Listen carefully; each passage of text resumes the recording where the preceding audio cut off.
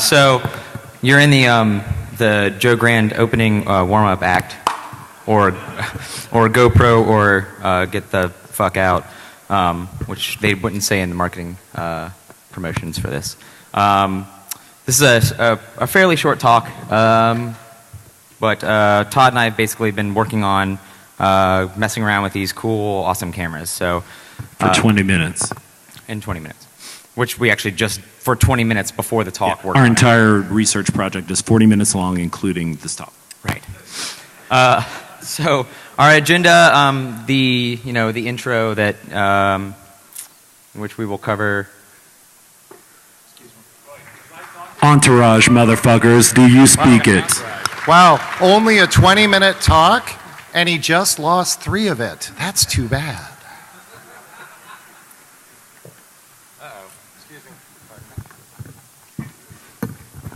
This is completely expected.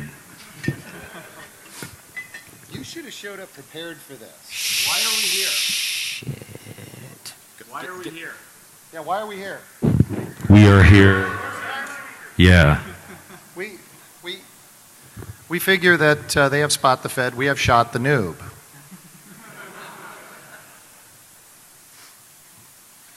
Noob has a number of meanings, and so there's only one that applies.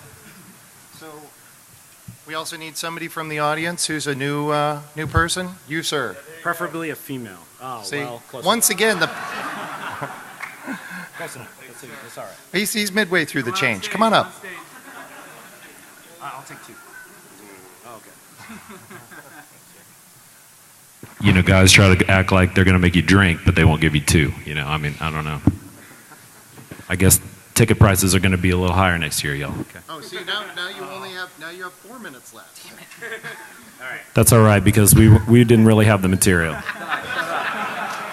up and drink. All right, shut up and drink. Woo! GoPro GTFO. Woo! Thank you, young lady. Do I get a GoPro? I thought about it, but no, you don't. The young lady might have gotten the GoPro, but Yeah. Traffic through bring more booze next time, fellas. Yeah. Okay, so continuing on. So we'll have our brief intro. If we basically didn't already do that while drinking. We'll talk a little bit about the GoPro. Due to time limitations, we're going to kind of gloss over some stuff.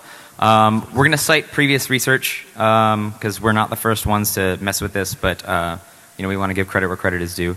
We'll talk a little bit about what we've done so far, and we're certainly not finished, as well as some of the things that have kind of come out of this research up to this point. We'll talk a little bit about what we're going to do next, and then finally we'll conclude with a bunch of useless slides. So first, Todd. What's up? I'm Todd Manning, senior research consultant at Accuvant Labs. Horror for hire, I used to work at Breaking Point, managing their security research team, and now I turn it over to my co-presenter. Hi, I'm Zach Lanier, or some of you know me as Quine. I'm also a senior research consultant. I get whistled at? Yeah, man. That's awesome. I'm not even wearing a dress this year. He is wearing panties, though. Backwards. I'm also a senior research consultant with Accuvant Labs. Just old-timey net web app mobile pen tester guy. Anyway, so why did we pick the GoPro? Because Todd wanted to. Because I had one, basically. It's an incredibly popular camera. I'm sure some of you have seen it out in the wild, used in music videos featuring scantily clad men and women, and skateboarders who put them on their skateboards and fall a lot, like me.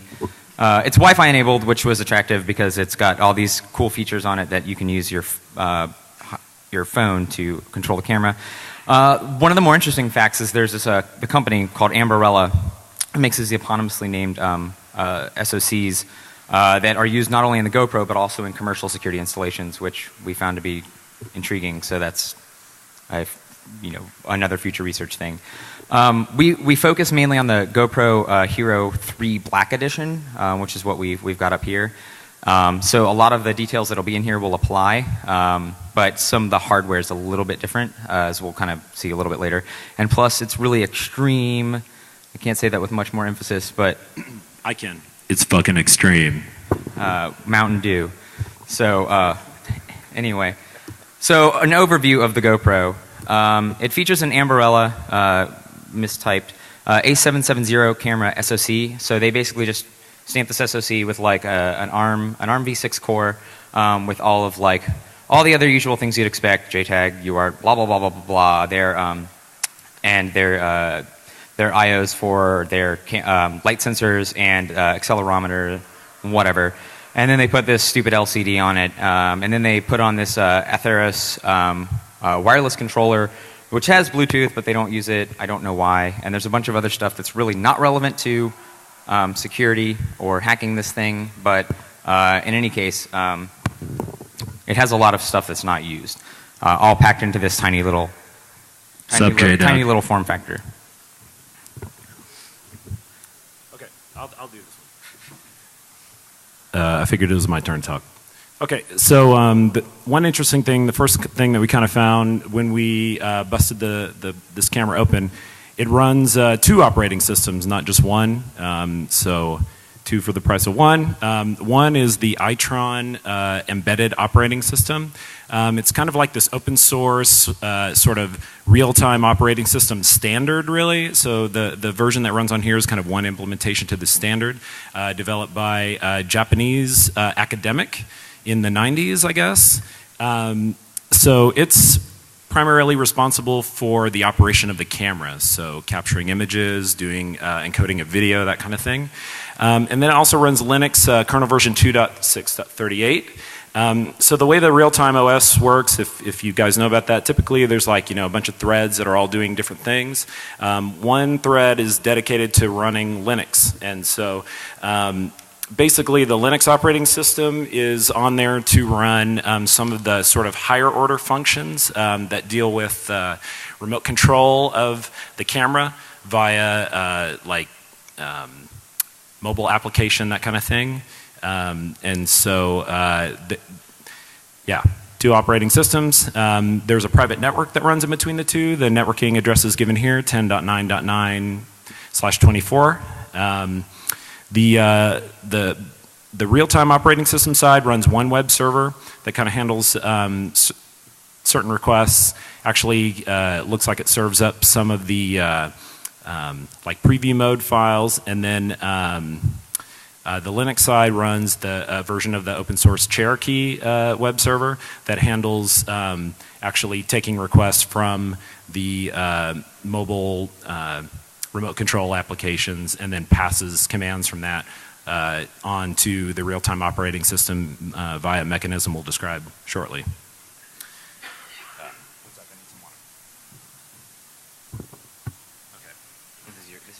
Yeah, so some previous research, right? So looking into this camera, it's like, somebody's got to know something about it, right? Otherwise we're screwed. So the OG of like, GoPro kind of like dissection is this cat called Evil Wombat. Hangs out on this the GoPro user forum. Super real friendly guy that I've talked to, real willing to give information about how it works. He's developed a number of open source tools that are available on GitHub/Evil Wombat. He's got, let's see, he's an ARM firmware developer is all he's told me. I know he lives on the West Coast. Other than that, I haven't really talked to him for more than just a few hours. Stop dropping docs. Okay. Anyhow, sorry about that. Let's see. So in his repository, he's got like tools for breaking apart the firmware updates that come from GoPro, so that you can kind of like do some further analysis yourself. Breaks them up into different sections. He's got a tool that will let you connect to USB and then boot your own custom Linux kernel, so that if you brick your camera like I've done, you can ostensibly unbrick it. There are some cases where that doesn't actually work, but real nice guy that has made some tools, and so we've stood on the shoulders of at least one giant, and that would be Evil Wombat. So if you're here, man, I'll buy you like dinner and a drink, and take you to a movie. You're a real sweet person. Go ahead. So one of the things that Evil Wombat provided was this autoexec.ash script, which we mentioned here, and that's for the Amberella shell. So if you put that onto the SD card, at the root of the SD card in the GoPro, it'll basically auto-exec whatever you put in there. So it wasn't that he provided it, it's rather he discovered that the camera will execute a script called autoexec.ash that's in the root of the SD card. And so there are a number of commands that you can provide, and he kind of gave us our first foothold into understanding what it was that we could do with the camera by doing that. That's better. And so one of the things is there's actually a command in the Amberella shell called T, and it does a lot of low-level control of the RTOS. And in this case, it actually what you see down at the very bottom, this T app test USB RS-232 1 sets that it'll just basically provide a serial console over USB. So it gives you this access to the RTOS's Amberella shell. One of the things that there's a slew of commands in there that we can't even go through in even 30 minutes. But one of the things you shouldn't do is run, as someone did, the tnand op erase command, which successfully bricks your camera. So don't do that. Yeah, I would say don't do that. When you run that command, and that heinous deleting all the nands comes up, you don't die right at that moment, but when you reboot, you really wish you hadn't. Let me just put it that way. One of the other commands that Evil Wombat shared, or discovered and shared, was this luutil command. And what this effectively does is allows the RTOS to talk to the Linux task over this IPC channel. And one of the things that it does is there's an exec parameter, and that will effectively allow the RTOS to instruct Linux to execute any command as root, like you do. So in this case, these snippets here, as provided effectively by Evil Wombat, kill the Cherokee web server and start telnet D listening on 80, because 8080 externally is forwarded to 80 internally on Linux. So that's really the only port that one of the only ports you can get to externally on the Linux internal operating system. So effectively, it just kills Cherokee and runs telnet on 80, which drops you directly into a root shell, like you do. So, we are here, hey cool, we got root on a camera, yay, everyone go home. Todd's a badass. So, a little bit about the methodology and kind of findings that we did. One of the first things that we actually looked at while maybe drinking was looking at the GoPro app mode of the camera. So it runs in one of two modes, Wi-Fi remote or GoPro app. The first of which is this GoPro app mode. And that allows you to install a Linux or iOS app on your device. The camera acts as an access point. You associate with it with your mobile device of choice, and it connects to those two web servers. The web server that it talks to on 80 is the one running in Itron that it uses as a control channel and for retrieving and setting configuration directives. And then on 8080, it actually retrieves this streaming preview. What's interesting about this is, and by the way, the Wi-Fi backpack uses 10.5.5.9. There are a few interesting things about this. One, it uses MDNS for discovery, as what we kind of observed, but it connects to 10.5.5.9 anyway. That's hard-coded in there, so I don't know if it's a fallback or what, but whatever.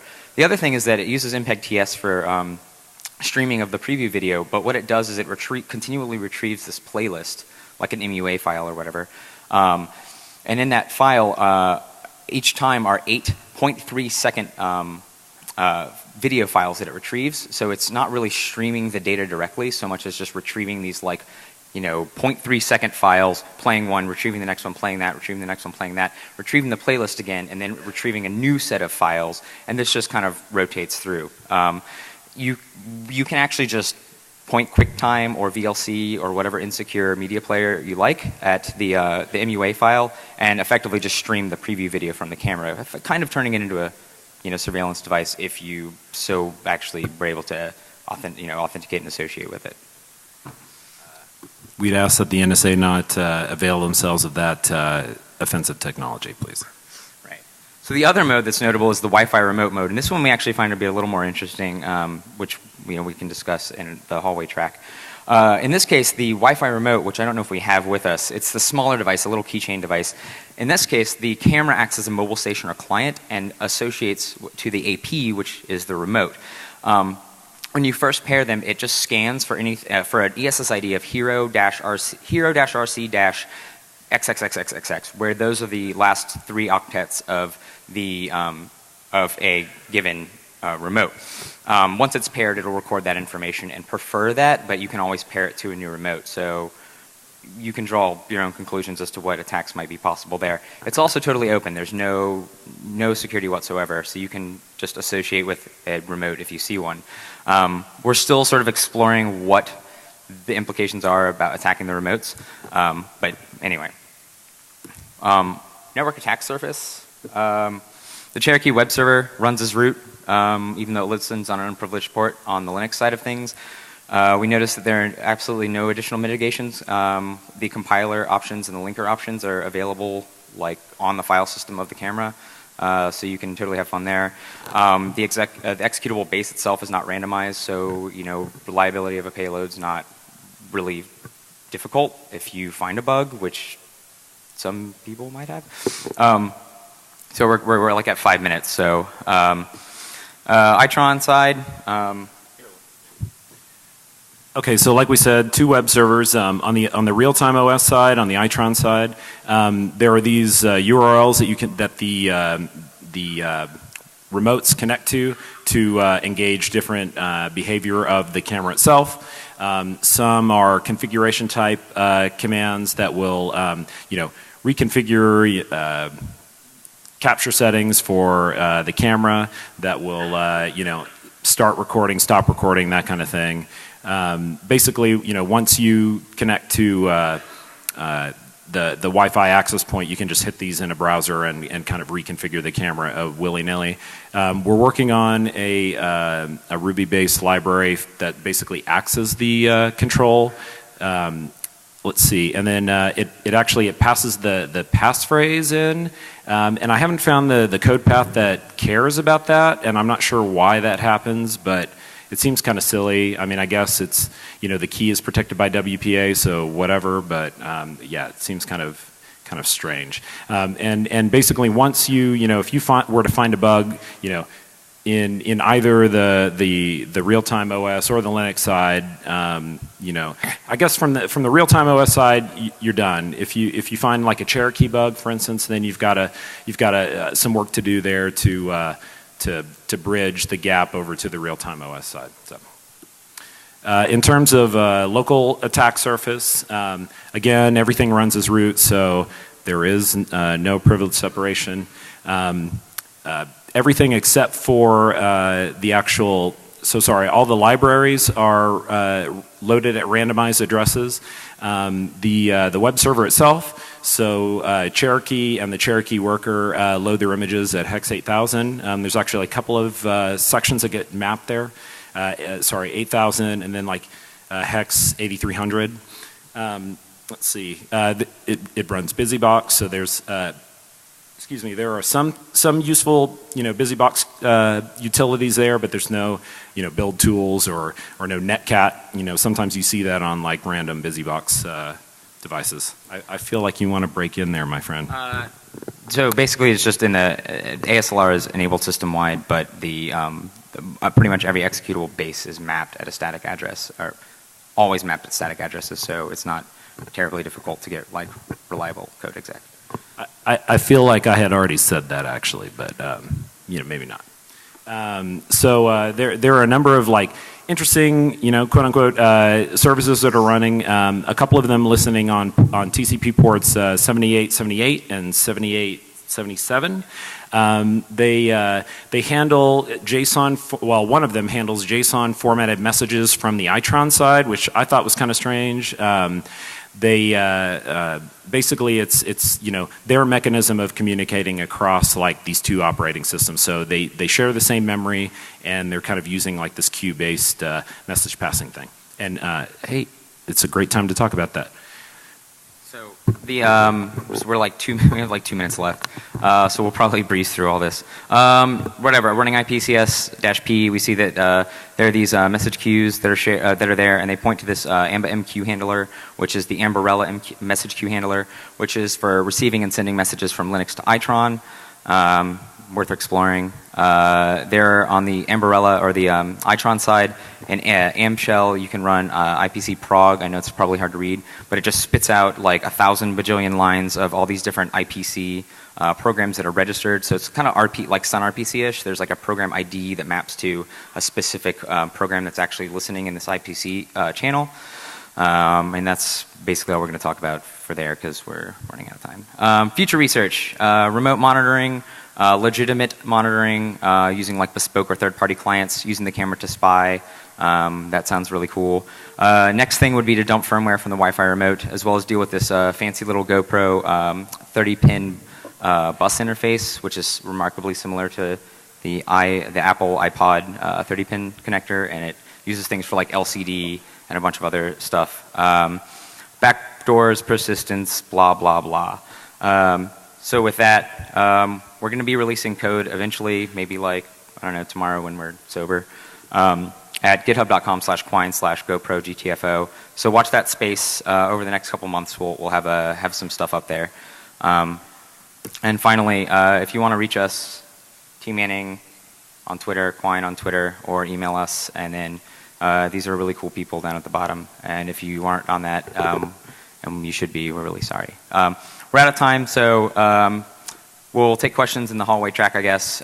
Thank you for coming. The lovely Todd.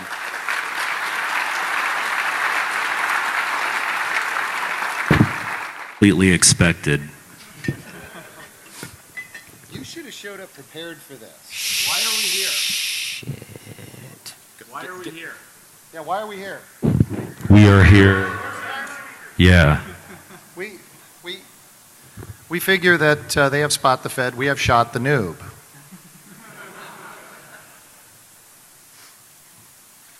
Noob has a number of meanings, and so there's only one that applies. So Research project is 40 minutes long, including this talk. Right. So our agenda, the intro that in which we will cover. Entourage, motherfuckers, do you speak it? wow, only a 20-minute talk, and he just lost 3 of it. That's too bad.